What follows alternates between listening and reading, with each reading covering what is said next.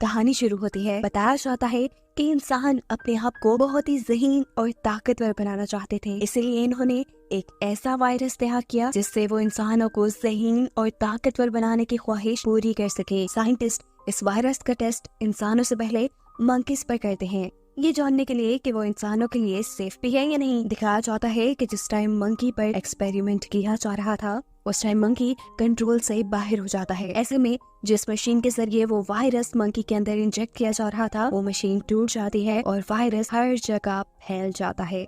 ये वायरस दुनिया में बहुत तेजी से फैला। इंसानों के साथ साथ इसने ह्यूमंस को भी इन्फेक्टेड किया। इंसानों पर इसका बहुत बुरा असर हुआ। इन्फेक्टेड हुए इंसान या तो मारे गए और अगर कुछ जिंदा बचे तो उनका माइंड यानी दिमाग उनका साथ देना छोड़ चुका था। जबकि दूसरी तरफ एप्स यानी मंकीज पर इसका उल्टा यानी अच्छा असर हुआ। वो इंसानों की तरह ज़हीन हो गए, सोचने समझने लगे। आसान लफ्जों में ये कि अब इस दुनिया को एप्स ने इंसानों की तरह संभाल लिया है, जबकि इंसान जानवरों की तरह जंगलों में निकल गए। ना कुछ बोल सकते हैं अब वो और ना ही समझ सकते हैं। इन सभी एप्स का लीडर था सीजर, जिसकी किसी जंग में मौत हो जाती है और अब उसके मरने के 300 साल बाद हम उसके ट्राइब यानी कबीले को देखते हैं। सभी एप्स इंसानों की तरह मिलकर जिंदगी गुजारने के साथ आपस में बातें भी करने के काबिल हैं। अब इसी टाइम पर हमें मिलवाया जाता है नोवा से, जो कि इस मूवी का मेन कैरेक्टर होने के साथ साथ इस ट्राइब के लीडर का भी बेटा है। नोवा अपने दोस्तों के साथ पहाड़ियों पे जा रहा है ईगल्स के अंडे लेने के लिए। ये उनकी एक रस्म थी। सभी एप्स के पास अपने अपने ईगल्स पेट थे।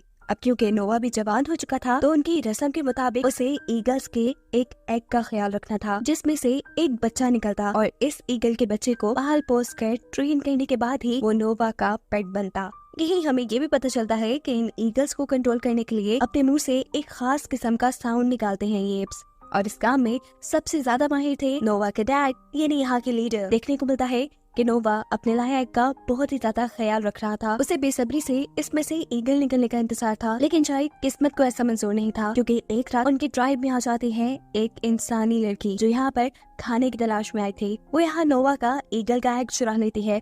नोवा उसे देख लेता है, जिससे बचने के लिए ये लड़की फौरन ही जंगल की तरफ भागती है, लेकिन नोवा अपना एग बचाने के लिए उसके पीछे पड़ जाता है और इस सारी भागम दौड़ी में टूट जाता है नोवा को वो एग। ये देखकर नोवा दुखी हुआ, इसलिए वो डिसाइड करता है कि अब वो अपने दोस्तों के साथ दोबारा पहाड़ियों पे जाएगा एक और एग ढूंढने के लिए। इससे पहले कि वो पहाड़ों से एक नया एग लेता, उसे पहाड़ों पर अपने ट्राइब के 2 एप्स जख्मी हालत में मिलते हैं। इनकी हालत इतनी खराब थी कि वो मरने वाले थे। नोवा इन्हें देखकर परेशान हो जाता है। वो इनसे पूछता है आखिर तुम्हारा ये हाल किसने किया। वो बताते हैं कि हमारी ये हालत दूसरे ट्राइब के एप्स ने की है, जो हमारी ही तरह मिलकर समुद्र के किनारे रहते हैं। ये जख्मी एप्स नोवा से कहते हैं कि शायद उस ट्राइब के एप्स हम जंगल में रहने वाले एप्स से नफरत करते हैं, इसीलिए हम पर हमला करके हमें बर्बाद करना चाह रहे हैं। वो उनकी तो ये भी प्लानिंग है कि वो हमारे बचे हुए एप्स को गुलाम बना देंगे और जो उनकी गुलामी से इनकार करेगा उन्हें मार दिया जाएगा। दिखाया जाता है कि समुद्री एप्स ने जंगल के दरमियान में नोवा के ट्राइब का ठिकाना भी ढूंढ लिया था। वो लोग अपने हथियार लेकर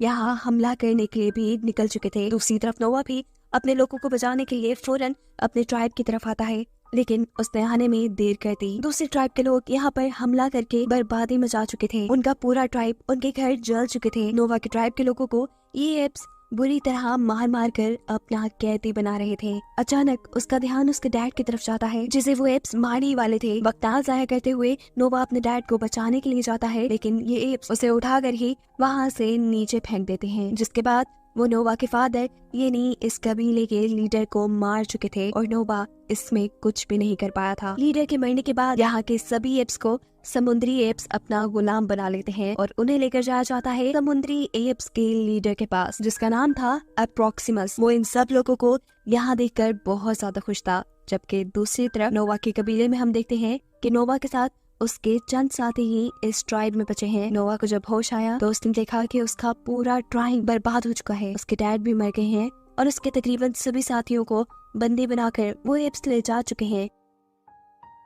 दुख में नोवा को कुछ समझ नहीं आता। वो सबसे पहले अपने डैड का फ्यूनरल करता है और उनसे वादा करता है, डैड मैं लूंगा आपकी मौत का बदला, मैं आपके मारने वालों की जिंदगी बर्बाद कर दूंगा और अपने सभी साथियों को छुड़वा कर यहाँ वापस लाऊंगा, ये वादा है मेरा आपसे। नोवा समुद्र की तरफ अपने सफर के लिए निकल जाता है, जहाँ रास्ते में उसे एक दूसरी किस्म का मंकी मिलता है। ये मंकीज असल में एप से कहीं ज्यादा ज़हीन है। ये मंकीज किताबें भी पढ़ते हैं। नोवा की किताबों के बारे में पूछने पर ये मंकी नोवा को बताता है कि इन्हीं किताबें कहते हैं, इनके अंदर बहुत से लफ्ज और तस्वीरें बनी हैं, जिस हर लफ्ज और तस्वीर का कुछ न कुछ मतलब होता है। ये मंकी नोवा को बताता है कि पहले जमाने में, सीजर के जमाने में, बहुत से मंकीज ऐसे थे जो इन किताबों में लिखी हुई चीजों को पढ़ और समझ पाते थे। नोवा से सवाल करता है कि सीजर कौन है, तो वो मंकी बताता है सीजर वो पहला मंकी था जिसमें सोचने समझने की सलाहियत थी और उसी की वजह से हम लोग एवोल्यूट हुए, यानी हमारे में भी तब्दीलियां आई और हम भी सोचने समझने और बोलने के काबिल हुए। सीजर ने ही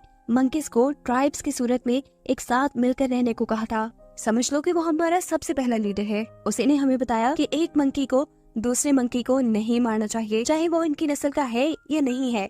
बातों ही बातों में कि लोग अच्छे दोस्त बन जाते हैं और एक साथ बैठकर खाना खाते हैं। इसी दौरान वो लड़की जिसे हम पहले भी देख चुके हैं, नोवा के घर के पास, वो दोबारा यहाँ पर आ जाती है खाने की तलाश में। इसे देखकर नोवा गुस्से में आ जाता है। इससे पहले कि वो उसके साथ कोई बुरा सलूक करता या उसे मारता, यहाँ बैठा हुआ दूसरा मंकी नोवा को रोक देता है और कहता है कि सीजर यानी हमारे सरदार इंसानों से बहुत प्यार किया करते थे। उन्हीं को देखते हुए हमें भी इंसानों से प्यार करना चाहिए। ये लोग इस लड़की को भी खाना देते हैं और यहाँ ये मंकी नोवा को इंसानों के बारे में बताता है कि एक वक्त वो भी था जब इंसानों के पास अकल हुआ करती थी, वो भी बोल पाते थे, समझ पाते थे, लेकिन फिर वक्त गुजरा, इनकी सारी अकल चली गई और अब ये जानवरों की तरह रहते हैं। अब क्योंकि इन्होंने इस लड़की को खाना दिया था, इसीलिए ये लड़की भी उनकी साथी बन जाती है। सुबह भी हो जाती है और नोवा अपना सफर कंटिन्यू करता है, जहाँ उसके सफर में अब ये लड़की और वो मंकी भी साथ था। जंगल में थोड़ा ही आगे आने पर उन्हें बहुत से और इंसान भी दिखे थे जो पागलों की तरह जंगल में खाना ढूंढ रहे थे। अचानक ही यहाँ पर समुद्री ट्राइब के एप्स आकर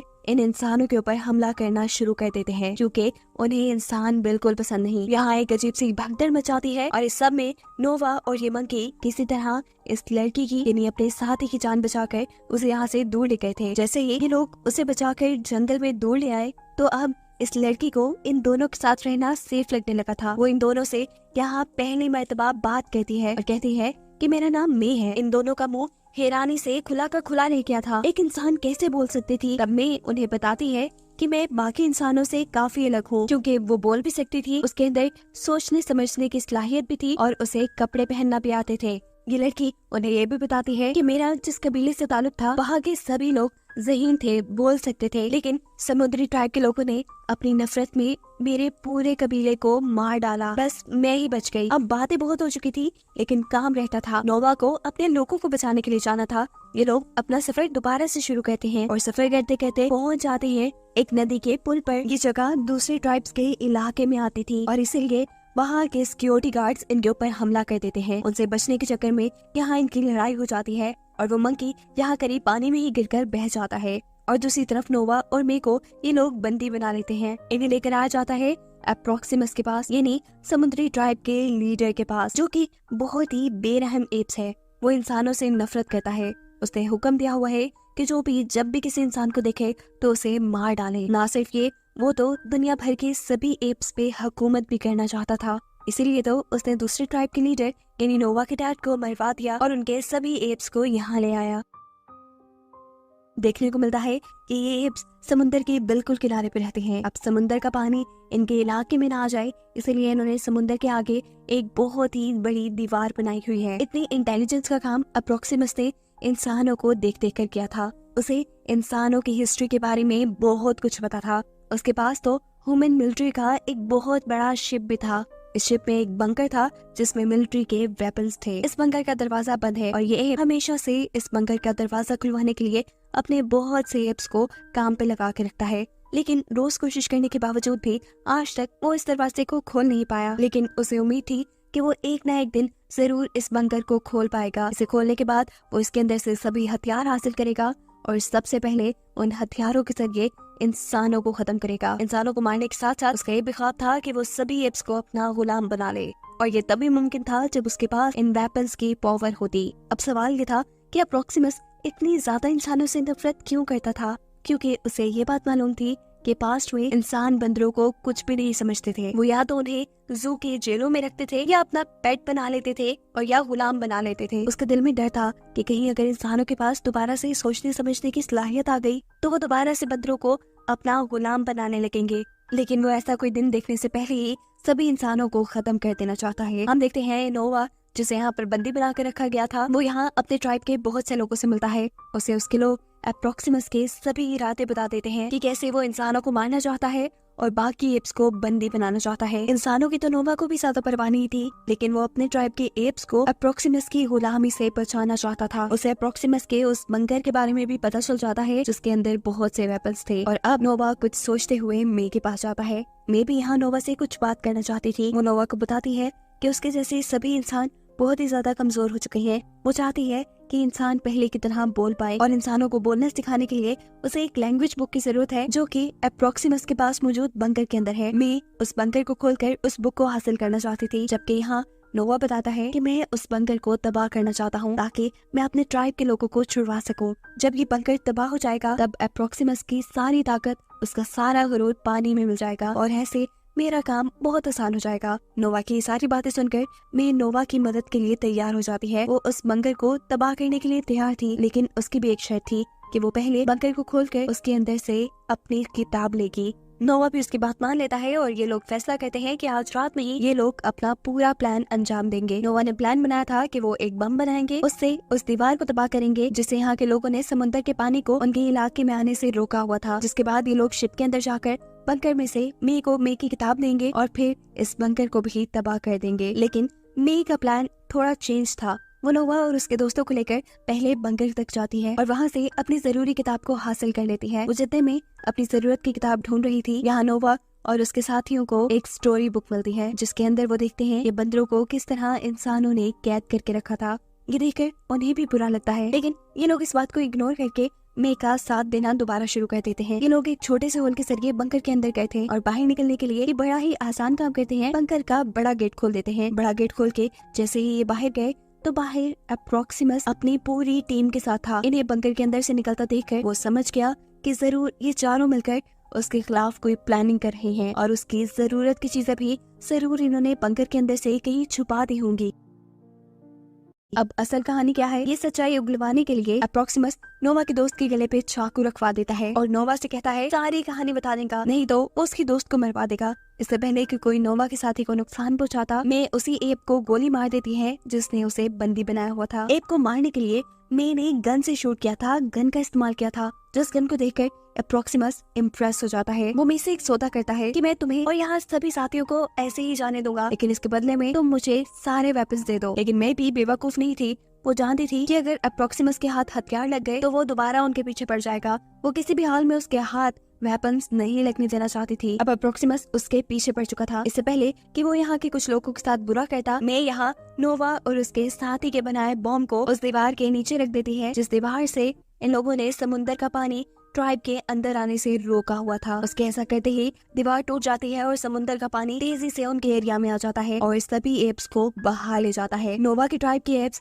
क्योंकि जंगल में रहते थे इसलिए उन्हें दरख्तों पर चढ़ने की काफी प्रैक्टिस थी। वो तो यहाँ अपने आप को बचाने के लिए दरख्तों के ऊपर चढ़ जाते हैं, लेकिन अप्रोक्सिमस के साथी सारे ही बह गए थे। अब नोवा के ट्राइब के सभी साथी जिंदा थे, इसलिए वो अपने ट्राइब में वापस आ जाते हैं। अभी उन्होंने सुकून का सांस नहीं लिया था कि यहाँ पर दोबारा अप्रोक्सिमस एंट्री कर लेता है। वो यहाँ आकर सबसे कहता है कि तुम सब मेरे गुलाम हो और बस मेरी गुलामी ही करोगे। उसका ऐसा कहते ही नोवा को गुस्सा आया और अपना गुस्सा उसे दिखाने के लिए उसने अब अपने मुंह से वो साउंड निकाला जिससे ये लोग अपने पेट ईगल्स को बुलाया करते थे। उसकी आवाज सुनते ही सारी पेट ईगल्स यहाँ आ गई और उनके इशारा करते ही वो अप्रोक्सिमस को उठाकर वहाँ से दूर ले जाकर समुद्र में फेंक देती हैं और ऐसे फाइनली इन सब लोगों की जान अप्रोक्सिमस से छूट जाती है। जिसके बाद हमें दिखाया जाता है कि नोवा और उसके सारे साथी दोबारा से अपने घरों को बनाते हैं और यहाँ पहले जैसी सुकून वाली जिंदगी जीना शुरू कर देते हैं। मूवी के पोस्ट क्रेडिट सीन में हमें मे को दिखाया जाता है जो कि नोवा के पास आई है। नोवा मे से